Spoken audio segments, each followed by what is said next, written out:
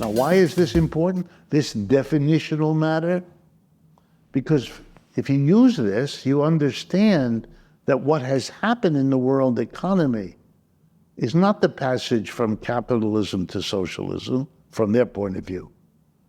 It's from one kind of capitalism to another, from American capitalism to Chinese capitalism. In China, you have employers and employees, both private and public, because China is an interesting hybrid. It takes, half of China is like the United States and Britain.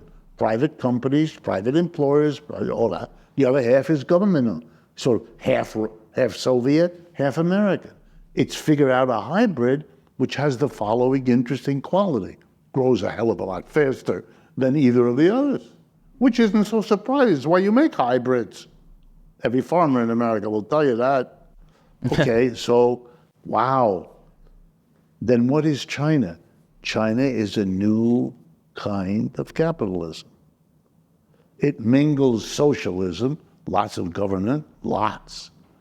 It mingles the old socialism, government regulating private enterprise, that's half of China. And it mingles Soviet socialism, the other half of the Chinese economy, government-owned, operated enterprises. Wow, wow. It's the latest kind of socialism.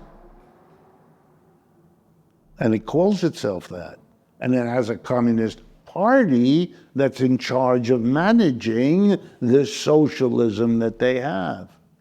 But the irony is, it still leaves the open question, which comes from Marx, that the issue is beyond all of that. Not that that isn't important. Look, it's created China. It's created a whole new world economy. I don't want to minimize that at all. But it still leaves open that the next step in human evolution will be, whether it happens first in the US with a declining capitalism, or first in China with a rising capitalism, who will be the first and why to make the break and to try to organize a democratized economic system?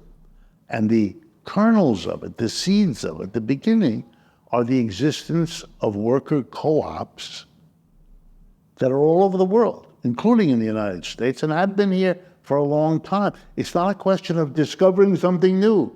It's a question of readapting an older form under new circumstances to play a new role in society. And my guess is you're going to see more and more of it. And often I'm asked, is this a lovely image for the future? No. I mean, it may be, but that's not all it is. We have it here and now.